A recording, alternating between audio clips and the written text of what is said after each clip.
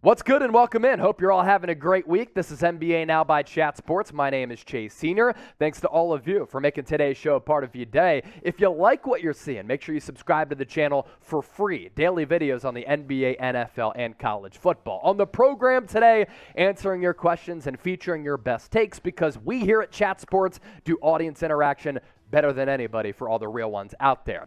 We begin this mailbag with this one coming in from Rumple Foreskin. Will the Cavs win over or under 55 games this year?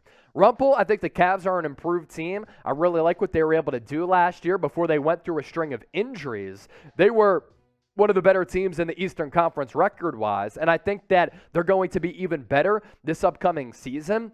Now, during our live show, if you're watching right now, going to do predictions for all the records for each NBA team. By the time you're watching this, that video probably already out. But I think they're going to be between, let's say, 46 and 50 wins for Cleveland. 55, that's like the amount of games that the Golden State Warriors won last year. Robert Bruce, he's certainly a real one. Hi, Jack. Hey, Chase. Celtics need a backup center. Do you think DeMarcus Cousins or Dwight Howard would be a fit in Boston? If I'm Brad Stevens, which player do I want more from a player evaluation standpoint? He's older, but I'm going Dwight Howard. More spring in the step. He fulfills a need there on that roster because you don't really need a stretch big who's going to shoot all that often. Dwight Howard can still rebound at a really good rate for a second or third string center. He can provide matchup flexibility if you're going up against other teams who are featuring a big five. Good shot blocker, good rim runner, good rebounder. He's a vet. He's kind of changed his persona and changed his image to a little bit. People have raved about him being a veteran leader the last couple of years, so that can't hurt Boston. Jonathan Taylor, JT, what up? Wizards, sleeper to get to the playoffs, or am I playing? I don't think the Wizards are a playoff team. I think the Wizards are going to be about a 500 team. And a couple years ago in the Eastern Conference, that would have been fine. Now it's not because I think the depth of talent and depth of quality teams in the East is as good as it's been in a really long time.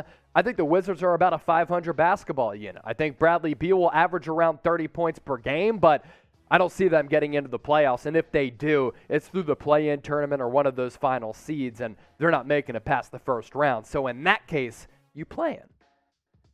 Who are the top 5 players in the NBA? If you're watching our live show, we're going to talk a lot about Kevin Durant, Giannis. We talked about Donovan Mitchell, who is not a top 5 player, but let us know who your top 5 guys are in the comment section right now. Very interested to see what you all come up with. We move ahead with Bronze Ben Simmons. Will the Knicks include Julius Randle to get Mitchell? I think that ideally they could move Randle and not move RJ Barrett. But if I'm Utah, I'm continuing these conversations until I can potentially get RJ Barrett because I think he'd be the best player that you can get back. A guy who a couple years ago was a 40% shooter. He's really evolved his game every year that he's been in the league. The shooting percentages dropped a little bit last year, but so too did everybody in the NBA because 2 years ago, everybody was playing in front of empty arenas. So ideally for the Knicks, you trade away Julius Randle. You don't have to include RJ Barrett. If you're Utah, though, Julius Randle is an expensive player. You're trying to rebuild, and you're going to have a lot of young players and then future draft assets. If you need to just eat some salary to reach the salary cap threshold, then maybe Julius Randle makes sense. Kurt Morrow, what's good, man? Do you believe that Demar's comments about wanting to chase Michael Jordan's ghost made more stars want to come to the Bulls and be that guy? You know, it is somewhat surprising that since Michael Jordan left and retired and then went to the Wizards, that the Bulls, outside of a couple of great years with Derrick Rose, have been a mediocre to poor franchise because they're in a great media market, a great and beautiful city. That area knows and loves basketball. In the Midwest, they're very passionate about the Bulls because of their iconic franchise history. That run with MJ was historic. The brand image is something that people know worldwide, yet they've been just an average basketball team since MJ left. Now, they're trying to buck that trend, and it's unfortunate what happened to Derrick Rose. MVP season, tears his ACL, never the same, and then got to give him credit for how he's been able to bounce back, But I don't think that DeMar's comments really change it. I think that players want to see that the Bulls can get back to their winning ways, and last year, before they suffered injuries as well, like Cleveland, they were one of the top teams in the Eastern Conference, and if they get Lonzo Ball back, and, they have some other good pieces, of course. Zach LaVine, Patrick Williams, Vooch has to bounce back.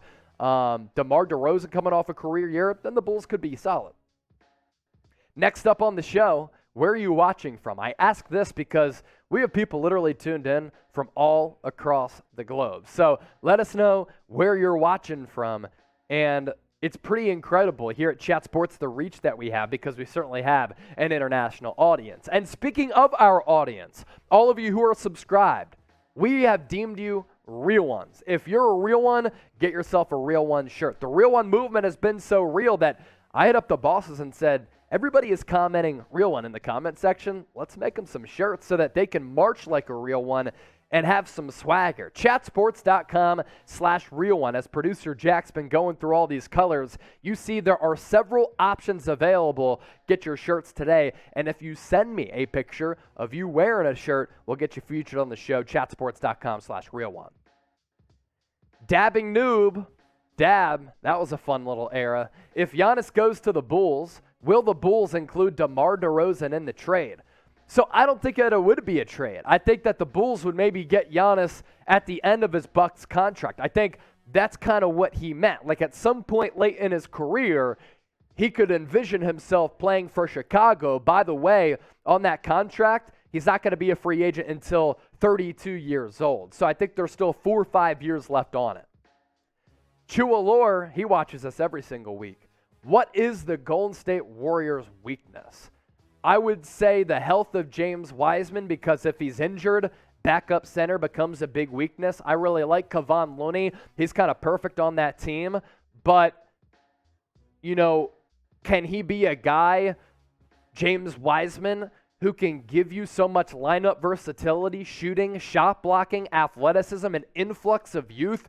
Yes. And can he give you another elite player on this team? For sure. Because he has that potential. That's why he was drafted number 2. I thought he looked really good in the NBA Summer League and those G League rehabilitation games. I thought he really flashed as a guy who can kind of do it all. If he can't go, and if he continues to get injured, backup center is the Warriors' weakness coming off the title. Evan Henders, appreciate you. T-Wolves should sign Tristan Thompson. Look, Tristan Thompson was a good signing like 5-6 years ago when LeBron James was still playing for the Cleveland Cavaliers. Nowadays in the NBA, I don't really think so. Now, does he fit on that roster? You already have 2 bigs in Rudy Gobert and Karl Anthony Towns. You're paying more than $70 million to 2 centers. I'm fascinated to see how that actually works out. But at power forward, maybe. But once again, you bring in Tristan Thompson, then you, regardless, will basically always have 2 bigs on the floor who can't shoot, which is a little bit of a problem. If you're subscribed to us here at Chat Sports, I want you to show us and prove to us that you're subscribed. How do you do it? Type LFG right now in the comment section. We go live every single week on NBA Now, as well as NFL Daily. We push out videos every couple of hours. We work our asses off for you, and for those of you who support everything that we do, appreciate you. So LFG to all of y'all. Joel Santos, if Donovan Mitchell gets traded, you think the Knicks will sign Carmelo Anthony and Lance Stevenson? I don't think Lance Stevenson, although I'm not going to lie, he had a couple of nice moments with the Indiana Pacers last year. I wouldn't hate a reunion of Carmelo going back to the Knicks. Recent reports do suggest that Carmelo could go back to another one of his former teams in the Denver Nuggets. That's where he started his NBA career after winning that national championship at Syracuse under Jim Boeheim. So I think Carmelo more realistic. I don't really have a need for Lance Stevenson. Lion Fighter, the OG. Do you think the Sixers did enough to get past the second round? I think so. And I think the last couple of years, they've had enough to get past the second round. They just failed to advance.